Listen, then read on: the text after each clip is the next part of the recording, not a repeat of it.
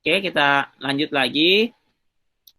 Pendekatan ordinal. Pendekatan ordinal itu biasa diukur dengan menggunakan kurva indifferent, yaitu kurva yang menggambarkan seluruh kombinasi. Jadi titik A, titik B, atau sepanjang garis ini ada banyak titik. Sepanjang garis ini ada banyak titik. Nah, titik-titik ini merupakan kombinasi. Jadi contoh pada titik A itu adalah kombinasi satu satu jenis barang pada sumbu vertikal dan dengan kombinasi satu barang yang lain pada sumbu horizontal. Sehingga kita lihat ini membentuk titik A. Begitu juga dengan titik B. Sehingga dikatakan kurva yang menggambarkan seluruh kombinasi konsumsi dua jenis barang dan jasa yang memberikan tingkat utilitas yang sama. Jadi kalau ditarik semua titik B, titik A dan titik B ini tarik sebuah garis membentuklah kurva. Kurva itu yang disebut dengan kurva indifferent. Jadi sepanjang garis ini ada sepanjang titik-titik ini, sepanjang garis ini ada semua titik-titik sebenarnya. Ya, ada titik-titik. Ketika semua titik-titik itu kemudian digabung, maka membentuk sebuah kurva. Kurva itu yang disebut dengan kurva indifferent. Kurva indifferent itu adalah kurva yang menggambarkan kombinasi konsumsi dua jenis barang yang memberikan tingkat utilitas yang sama. Jadi utilitas antara A dan B itu sama atau beda? Kurva indifferent itu adalah kurva yang menggambarkan kombinasi dua. Ingat ya, kombinasi dua jenis barang yang ada di sumbu vertikal dan yang ada di sumbu horizontal dengan memberikan tingkat kepuasan yang sama. Jadi kurva titik A dan titik B itu memiliki tingkat kepuasan yang sama. Begitu ya. Jangan Anda lihat karena A itu lebih banyak 30 untuk restorannya, kemudian 3 milnya, Anda bandingkan dengan B yang hanya 15 milnya dan 6 roomnya, Anda katakan bahwa kepuasan dari titik A itu lebih besar daripada B. Tidak. Sepanjang mereka berada pada satu garis indifferent yang sama, itu memiliki tingkat utilitas yang sama. Bisa dimengerti sampai sini, Dek? Bisa, Pak. Bisa, Pak. Bisa, Pak. Bisa, Pak. Percepat saja. Nah, ini gambar macam-macam gambar macam-macam dari kurva indifferent. Nah, ini, kalau kita perhatikan ini ya, yang gambar ketiga itu ada sumbu W, ada sumbu X, ada titik W, ada titik X, ada titik Y, ada titik Z. Nah, semua ini ketika ditarik sebuah garis membentuk sebuah kurva yang disebut dengan kurva I atau kurva indifferent. Nah, saya tanya di sini, mana yang lebih tinggi tingkat utilitasnya, titik W atau titik Y? Sama, Pak. Sama. Kenapa sama? Karena mereka berada pada satu kurva ini. Sama. Jangan mengatakan bahwa W lebih besar daripada X, jangan. Tapi sama tingkat utilitasnya. Karena ini masing-masing kurva kombinasi, titik kombinasi W, titik W, X, Y, Z. Sekarang, mana lebih besar pada gambar yang kedua ini? Mana yang lebih besar utilitasnya, titik A atau titik B? B. Titik B, Pak. B, Pak. Bisa D lebih tinggi? Ya, karena menjauh dari titik nol.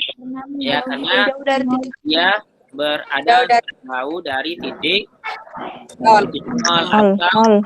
Ini sumbu ini ya, origin. Semakin dia jauh dari titik ini, maka semakin tinggi tingkat utilitas. Sekarang kita lihat mana lebih jauh, A atau B dari titik origin? B, Pak. B, Pak. Itu lebih maka B itu lebih besar tingkat utilitasnya. Kalau yang ini kita lihat mana lebih jauh Y atau apa? Y atau W dari titik origin. Mana yang lebih jauh? Tetap sama, Pak. Sama. Coba bilang sama. Sama.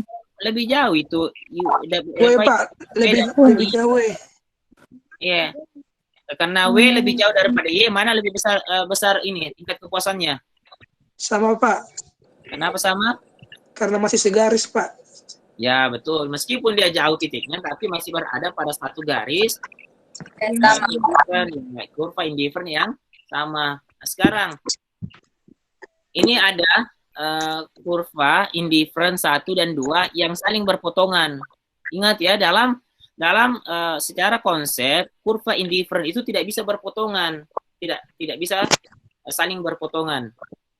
Sehingga kurva ini tidak ada dalam teori konsumsi. Tidak pernah terjadi konsumsi. Bisa ya? Untuk lebih jelasnya nanti Anda akan kembali.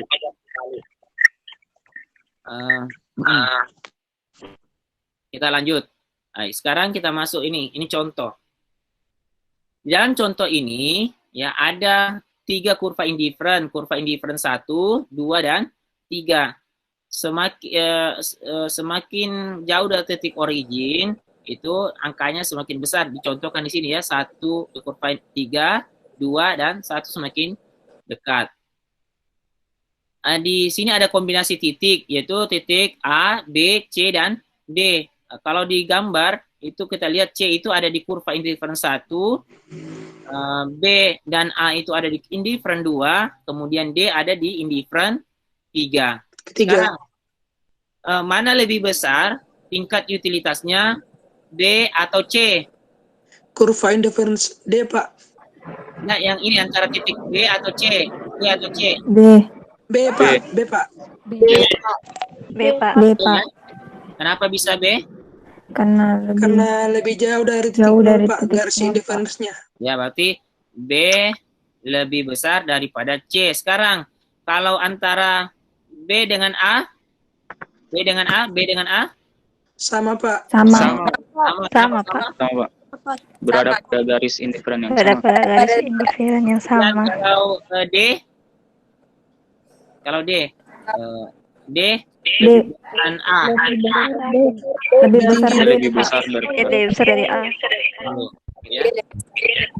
Itu kenapa kalau kita lihat dari peragaan ini, peragaan dari alat peragaan ini itu semakin menjauh dari titik origin. Ini semakin jauh dari titik origin.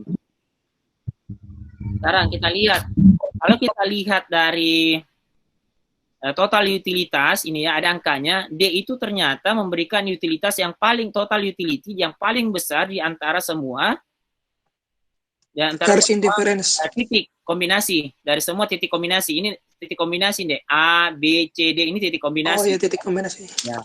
Jadi semua yang paling besar itu ada di titik D, yaitu 519.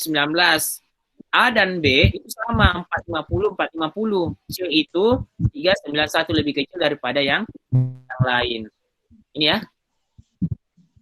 Saya bertanya, saya ingin bertanya, kenapa kurva indifferent itu melengkung? Melengkung, ya, cenderung ke titik origin. Ini, dia melengkung begini. Ada 3 titik ini, ada yang lurus, semuanya melengkung. Melengkung, seakan-akan bahwa ada daya tarik. Ini ada ini semacam daya tarik ya, magnetik itu di sumbu ini, sehingga semuanya melengkung. Ketika dia mau melewati ini ya, melewati daerah ini, dia akan melengkung, tertarik, melengkung begitu. Kenapa tidak lurus saja? Ada yang bisa jawab? Saya, Pak. Ya, silakan. Siapa? Karena apabila konsumen berkeinginan untuk menambah konsumsi atas barang X, maka konsumsi atas barang Y harus dikurangi untuk mendapat kepuasan yang sama. Contoh ya, anggaplah di sini, saya coba untuk ilustrasikan jawaban tadi ya. Ya, Pak. Anggap di sini ada kombinasi, toh? Ini ada kombinasi, atau kita hapus saja, biar lebih mudah dipahami. Sini anggaplah di sini ada titik, kita sebut dengan titik apa yang belum ada, titik E ya. Nah, antara titik A, B, dan E itu memiliki tingkat utilitas yang sama ya. Hanya di titik E itu kombinasi 45 mil dengan 2 room. Kalau titik A itu ada 30 mil dan 3 room. Di titik B itu ada 15 mil dan 6 room. Itu kombinasinya. Sekarang ketika misalnya titik E itu bergeser ke titik A, jumlah milnya itu berkurang dari 45 menjadi 30 atau berkurang sebanyak berapa ini, Dek? 15. Nah, 15 berkurang 15, tapi bertambah sebanyak ini ya, sebanyak 1.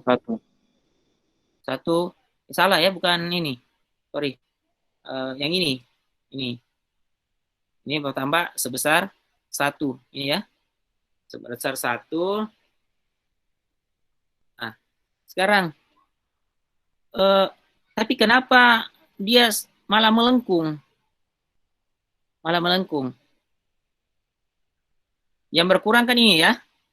Dari sumbu vertikal yang berkurang. Dari titik E ke titik B, dari A ke B, titik E ke A ke B, itu malah semakin berkurang. Di sini kurangnya berapa lagi? 15 lagi ya. 15. Ini naik menjadi berapa ini? Dari A ke B ini berapa? 1, 2, 3. Ada 3. Ada tambahan 3. Kenapa dia melengkung? Tadi ulang, siapa dek? Wahyudi Hakim. Ulang jawabannya. Wahyudi Hakim, diulang jawabannya dek. Ya Pak. Karena apabila konsumen berkeinginan untuk menambah konsumsi atas barang X, maka konsumsi atas barang Y harus dikurangi. Ya betul, harus dikurangi. Dia ingin menambah konsumsi barang X sebesar 1, itu maka konsumsinya barang Y, kita anggap ini Y, itu berkurang menjadi 15. Ketika ingin dia tambah konsumsi barang X menjadi 3, kan dari A ke B ini ada 3 tambahannya, sebanyak 3, malah yang dikurangi dari Y itu 15. Dah? Iya Pak. Ini waktu dia E ke A itu untuk mendapatkan 1X, dia tukarkan sebanyak 15. Dia kurangi konsumsi Y-nya sebanyak 15. Tapi pada saat dari A ke B, yang dia kurangi itu 15 juga. Sama atau tidak? Sama atau tidak yang ditukarkan? Sama tidak? Untuk mendapatkan barang X, berapa banyak barang Y yang ditukarkan? 15. Betul 15, tapi ingat yang dia peroleh itu ada 3. Jadi kalau 15 dibagi 3, maka setiap unitnya itu dia hanya tukarkan sebanyak 5 ya. Jadi saya kasih ilustrasi begini. Yakin saya Anda belum paham. Dari E ke A, itu barang Y, kita istilahkan Y, itu ada 15. Sementara barang X itu untuk mendapatkan 1 X itu 1 ya. Bertambah 1, ini berkurang 15. Kemudian dari A ke B itu untuk mendapatkan 3 barang X itu yang berkurang 15 barang Y. Bisa ya? Artinya kalau kita bagi ini 15 ini berarti untuk setiap satu barang X ya dia berani tukarkan dengan 5 ya. 5 per 1, 5 per 1-nya ya. 5 per 1. Kalau ini itu 15 per 1. Bisa ya? Jadi kalau kita anggaplah misalnya ini setiap satu unit itu kita nilai dengan $1. $1 setiap $1 per Y, per 1 Y. Maksudnya 1 unit Y itu harganya $1. Jadi sekarang ini berapa harganya ini? Berapa ini? 15 toh? Halo? Iya Pak. 15, anggaplah misalnya $15 kalau kita kalikan dengan dolar. Berarti setiap satu X itu pada saat E ke A itu dia berani tukarkan $15 untuk dapatkan satu room, gitu ya, satu room. Tapi pada saat A ke B dia hanya mau menukarkan sebanyak $5 untuk satu room, gitu toh rata-ratanya. Bisa dipahami sini, Dek? Artinya nilai pada semakin dia semakin berkurang Y-nya, semakin murah harga yang ingin dia tukarkan. Bisa ya? Contoh, ini. Dari 15 ke 30 itu ada 15 unit yang dia kurangi. Saya punya 15 unit. Atau saya kasih contoh beginilah. Saya punya, ini, anggaplah, ada 5. Saya punya 5, ini, barang Y, namanya 5Y ya. Untuk mendapatkan satu barang X, itu saya berani tukarkan sebanyak 2 barang Y untuk mendapatkan satu X. Bisa ya? Untuk mendapatkan satu X. Untuk mendapatkan lagi X berikutnya, anggaplah yang ini, saya tidak rela lagi, saya tidak mau menukarkan sebanyak 2 lagi. Saya hanya mau menukarkan sebanyak 1. Kenapa? Karena jumlah barang Y yang tersisa dari saya itu semakin sedikit. Bisa deh ya? Bisa sampai di sini? Semakin sedikit. Jadi contoh, kalau kita punya banyak uang, saya yakin Anda pernah punya banyak uang, meskipun banyaknya relatif ya. Saya yakin pada saat Anda punya banyak uang, pernah punya banyak uang dengan punya sedikit uang, beda itu cara Anda membelanjakannya. Kalau Anda punya banyak uang, Anda dengan mudah membelanjakannya atau dengan mudah memberikan kepada orang lain. Betul ya?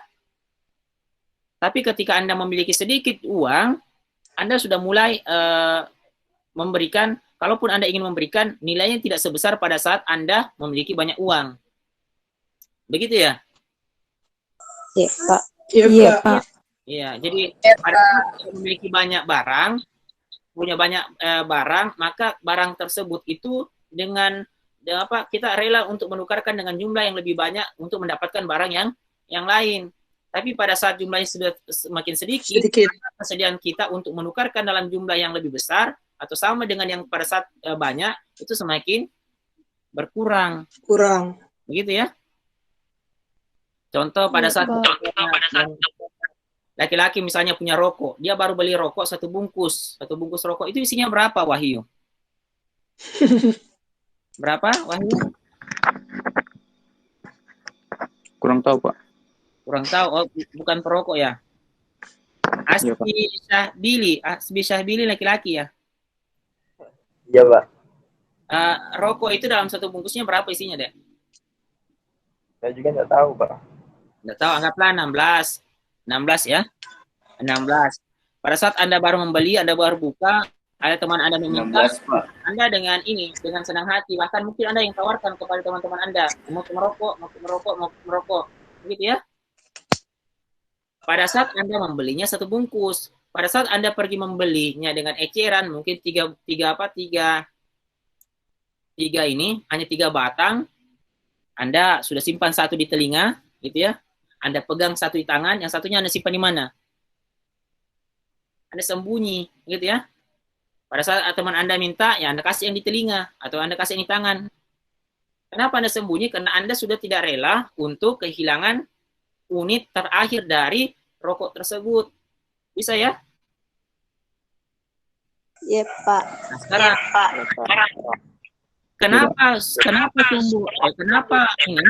kurva indifferent itu tidak pernah menyentuh sumbu horizontal maupun sumbu vertikal?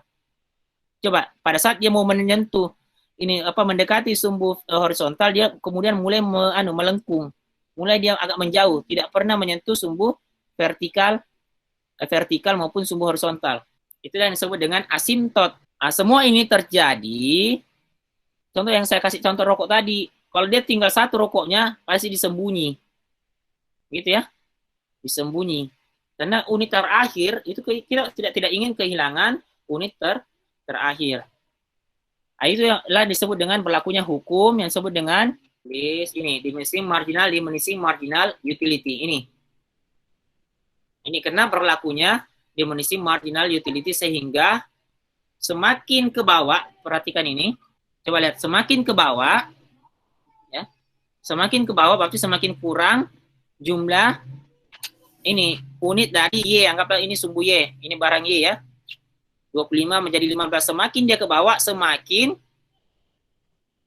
berkurang. Ya, semakin dia berkurang unitnya. Jadi semakin tidak ingin kita melepasnya. Itu disebut dengan berlakunya the law of diminishing marginal utility. Ada marginal hukum ini marginalnya. Marginal ini ada disebut dengan marginal. Kita lanjut lagi. Sampai di mana tadi? Sekarang ini yang kedua itu disebut dengan kurva anggaran atau budget line curve. Itu kurva yang menggambarkan keseluruhan kombinasi konsumsi dua jenis barang. Jadi sama dengan pengertian dengan kurva indifferent. Bedanya di mana?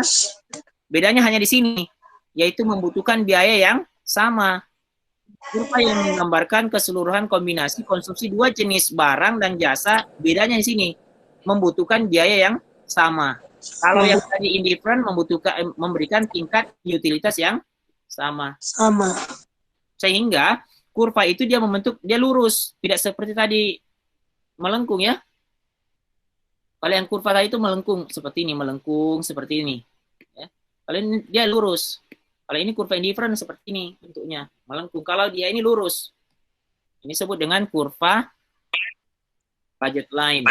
Semua orang itu ingin memaksimumkan utility-nya. Semua rumah tangga itu ingin memaksimumkan utility-nya. Berarti semakin tinggi, berarti kita ingin berada pada kurva yang indifferent, yang paling jauh dari titik origin. Begitu ya? Karena kita ingin memperoleh kepuasan yang maksimum sebagai seorang konsumen. Ingat, motif seorang konsumen itu adalah memaksimumkan utility. Tapi ada kenyataannya tidak semua orang atau rumah tangga memiliki atau mampu mengoptimalkan utilitasnya. Kenapa bisa? Siapa yang bisa jawab? Tidak semua orang bisa berada pada kurva indifferent yang paling tinggi, yang paling jauh dari titik origin. Ada yang di sini, ada yang di sini, ada yang di sini. Beda-beda. Ada orang yang jauh sekali. Kira-kira apa penyebabnya? Ada perbedaan-perbedaan itu. Biaya, Pak. Pendapatan, Pak. Tergantung budget line. Ya, betul. Tergantung pendapatan atau budget lain, pendapatan atau biaya anggar. Ya. Apa biaya atau anggaran yang dimiliki oleh masing-masing individu atau rumah tangga. Kita pergi ke mall. Semua orang yang ke mall itu mungkin melihat, oh saya ingin beli ini, beli ini, beli ini, beli ini. Tapi pas pulang, tidak semua membeli itu. Beda-beda, ada yang tentengannya satu, ada yang tentengannya banyak, ada yang tidak punya tentengan pulang. Bisa ya? Iya, Pak. Saya tanya, Iya, Pak. Miss Nur Amira, biasa ke mall deh? Halo? Iya, Pak. Iya, Pak. Pernah ke mall? Iya, Pak. Apa dibikin di mall? Jalan-jalan, Pak, makan. Jalan-jalan. Itu mall bukan tempat jalan-jalan. Siapa bilang itu mall tempat jalan-jalan? Aduh, Pak. Kalau Tunggu. ada Pak, barang mau dibeli Pak ke sana. Iya, saya curiga ini tadi bilang jalan-jalan. Orang itu ke mall itu bukan untuk jalan-jalan, tapi untuk belanja. Mall itu apa? Pusat perbelanjaan, toh? Anis? Iya, iya, Pak. Iya, coba Febriani lagi saya tanya. Febriani, kalau Anda ke mall itu biasanya lakukan apa di mall? Iya, Pak.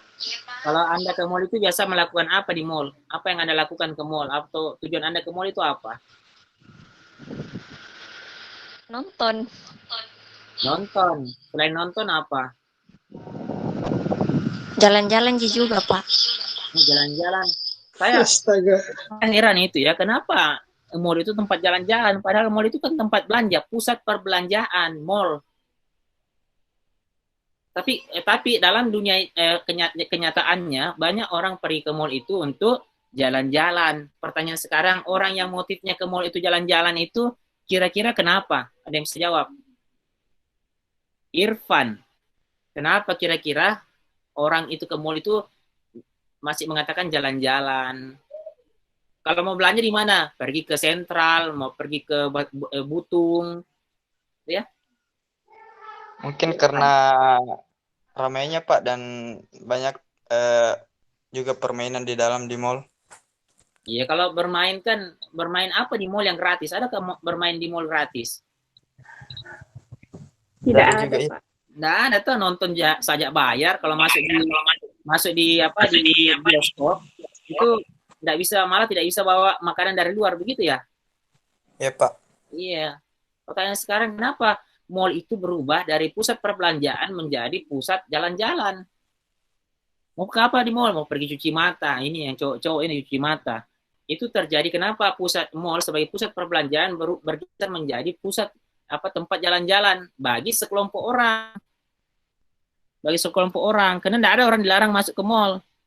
Ya, tapi setiap orang itu kadang berbeda tujuannya ke mall. Ada yang pergi belanja, ada yang pergi jalan-jalan.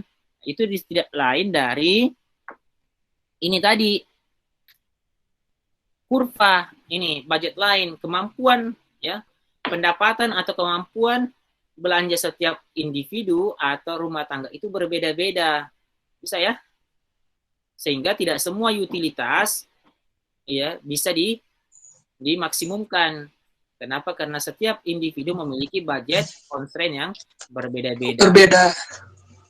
Kita pergi ke mall, minum minuman yang gelas itu yang ada bubble-bubblenya. Jateng.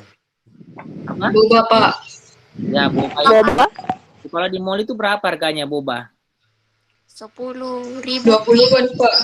Mana ada 10.000 di mall? Aquas ya itu 10.000. 35 Pak. Ya, 30. Berapa? 10.000. 10.000. Ini susahnya. Karena perempuan itu seringnya dibelikan oleh pacarnya dia yang beli tapi pacarnya yang bayar. Makanya tadi siapa yang bilang tadi 35 itu? 35 Pak. Iya, ini biasa belikan pacarnya tuh. Iya. Begitu. Memang itu perempuan taunya belanja tapi tidak tahu bayar. Gitu ya. Kalau dia belinya harganya 10.000 karena dia belinya di luar. Coba pas di mall. Beda 10.000 di kaki lima, tapi 35 di mall. Padahal sama aja rasanya. Dia nggak sama aja rasanya, tapi dia kira harganya sama.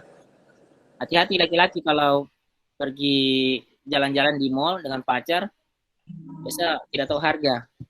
Ya. Itu alasannya karena setiap individu atau rumah tangga memiliki anggaran atau budget line yang berbeda-beda.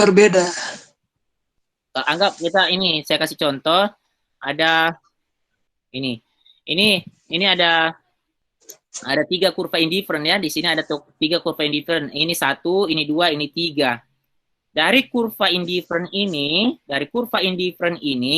di manakah dari kurva indifferent dan budget line yang ada ini, di manakah titik optimum dari konsumen? Di mana kira-kira titik optimumnya? Di mana titik optimumnya? Ingat. B dan D, Pak. Di mana? B dan D. B dan D. D. Mana lagi yang lain? Anda perhatikan ini ya. Ini pada titik A itu ini anggaplah ini barang Y, ini barang Y, ini barang X. Kita tulis ini. Ini ya, ini barang X count ya. Ini barang X, ini barang Y. 0 barang X, 10 barang Y. Pada titik B ini itu ada 1 barang X, 8 barang Y. Pada titik C ada 2 barang X, 6 barang Y dan seterusnya. Sekarang dari kurva ini Bukankah semakin tinggi kurva, semakin jauh kurva indifferent dari titik origin, itu semakin tinggi utilitas gitu ya? Iya, Pak. Nah, motif syarat itu adalah memaksimumkan utilitas. Dia ingin yang paling jauh. Jadi kalau tanpa anggaran, maka yang kita pilih itu pasti yang ini, kurva yang ketiga. Different ketiga, karena ini yang paling tinggi utilitasnya. Tapi pertanyaannya sekarang, berdasarkan kurva anggar yang ada ini, yang mana yang optimum? Utilitas optimum itu ada di mana? Apakah kurva indifferent 1 pada titik A misalnya, atau kurva indifferent 2 pada titik B atau G, atau kurva indifferent 3 pada titik C? Kurva indifferent 2, Pak. Kenapa bisa 2? Karena kalau yang 3 melewati garis anggaran. Contoh saya kasih begini, dari tiga kurva indifferent ini, anggap ini 1, ini 2, ini 3. Mana yang paling tinggi tingkat utilitasnya? 1, 2, atau 3? 2, Pak. 3, Pak. 3, ini kan yang paling jauh kan 3, Pak? Yang paling jauh itu 3. Nah, sekarang setelah dilihat dari kurva anggaran ini, ingat ini menyentuh ya. Yang ini yang 3 ini dia menyentuh titik ini, titik C. Nah, untuk mendapatkan utilitas ketiga, itu kombinasinya ada di titik C. Untuk mendapatkan ini utilitas yang kedua, itu kombinasinya ada di titik B dan D. Untuk mendapatkan kombinasi titik kurva indifferent 1, itu ada anggaplah misalnya di titik A. Mana yang paling optimum antara ketiga ini?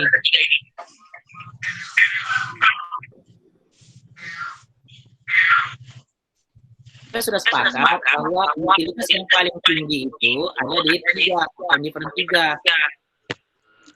Tapi karena adanya ini garis tinggi anggaran hajat lain, maka ini membatasi untuk kurva indifferent optimum. Sepanjang kurva indifferent itu bersentuhan dengan budget lain. Coba stikernya di siapa itu? Maka ini semuanya bisa dipenuhi 1, 2, atau 3 sepanjang dia masih bersentuhan. Kurva indifferent 1 bersentuhan tidak dengan budget lain? Bersentuhan, Pak.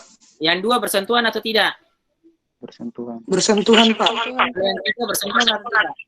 Sama, Pak. Yang ketiga melewati, Pak. Anggaplah ini bersentuhan di sini. Iya, Pak. Bersentuhan ya. Kalau ini anggaplah yang 4 ini yang tidak. 4 yang tidak. Yang paling tinggi itu 4. Tapi karena tidak bersentuhan sehingga dia tidak bisa dicapai. Nah, yang paling tinggi itu atau titik optimum itu ada pada titik C. Kenapa titik C? Karena kita bisa mendapatkan kepuasan yang lebih besar daripada 2 dan 1 dengan biaya yang sama. Pada titik 2, pada kurva indifferent 2 di titik D dan B itu kita mendapatkan kita membayar dengan jumlah yang sama dengan pada titik C, tapi tingkat utilitas yang kita dapat berbeda, lebih kecil daripada pada titik C. Saya ulang, pada titik B, C, dan D, itu harga yang harus kita bayar itu sama. Pada titik B, C, dan D, E, bahkan A, itu yang kita bayar itu sama. Ini ya, sepanjang kurva anggar ini. Sama yang kita bayar, tapi tingkat utilitas yang kita dapat itu berbeda. Di mana pada titik C itu jauh lebih besar daripada titik B, D, dan A. Kenapa? Karena dia berada pada indifferent 3. Sementara B dan D itu ada di indifferent 2. Lebih-lebih pada titik A, yaitu berada di indifferent 1. Bisa ya? Sampai di sini?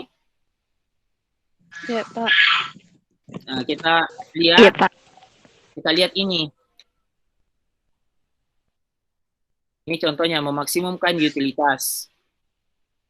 Di sini kita lihat, ini contohnya, dia ada di titik C. Perhatikan, dia ada di titik C. Pada titik C itu ada dua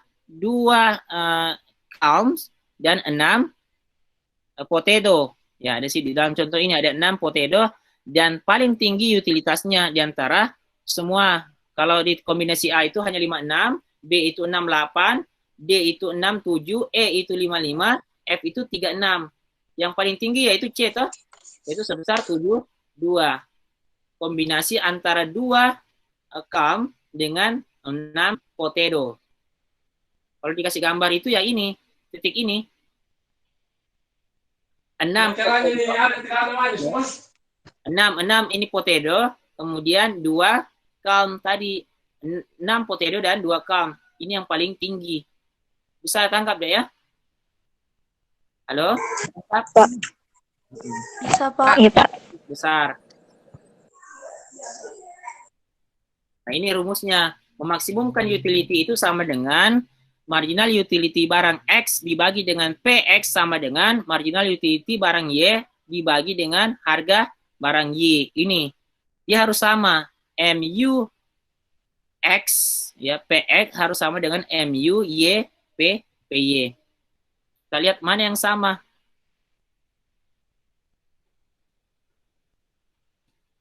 Kita lihat mana yang sama.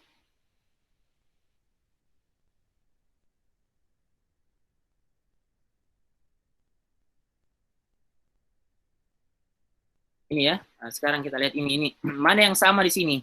Marginal utility antara ini barang satu, anggaplah ini barang trip to come, kemudian basket games. Mana marginal utility? Ingat marginal utility barang X harus sama dengan marginal utility barang Y per PY.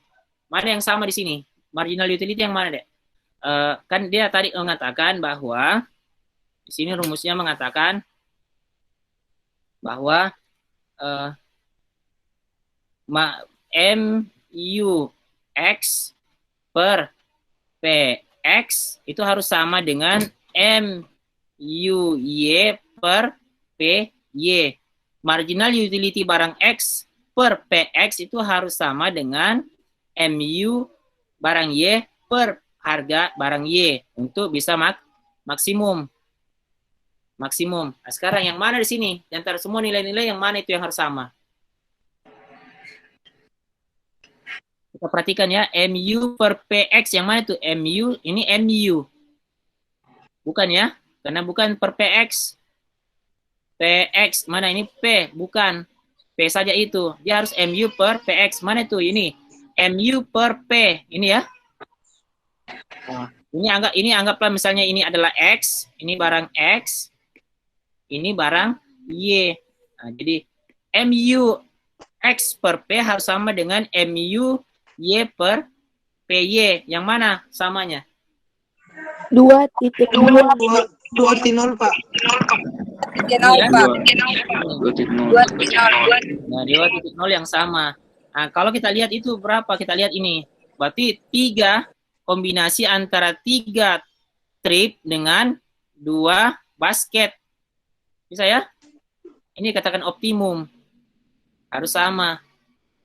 3 trip dan 2 basket. Itu dikatakan optimum. Sesuai dengan rumus yang ini. Sampai sini ada yang bertanyakan, enggak? Ada yang bertanyakan sampai di sini? Ini juga tadi sama. Nah, kalau di sini tadi katakan kapan optimum, ini pendekatan kardinal, optimum itu pada saat MU sama dengan 0, toh? Pada saat MU sama dengan 0, ini optimum. Kapan PU itu optimum? Pada saat MU 0. MU sama dengan 0. Kalau dalam pendekatan ordinal, seperti ini tadi. Ini. Kombinasi, dia ada kombinasi. Itu berada di kombinasi C. Pada titik C. Kemudian atau dengan rumusnya MU X per PX sama dengan MU Y per Y. Dalam contoh ini, itu ada pada kombinasi 3 barang trip to club dengan 2 basket. Ya, ada nilai 2.0. Oke, ini sudah tadi lewat. Sekarang income substitution effect. Ada sebutin income and substitution effect. Ini Anda perlu pelajari karena ini akan banyak digunakan untuk pembahasan-pembahasan di ekonomi sumber daya manusia dan mata kuliah yang lain. Sekarang kita masuk pada teori konsumsi. Ada yang mau ditanyakan untuk pembahasan sebelumnya tadi?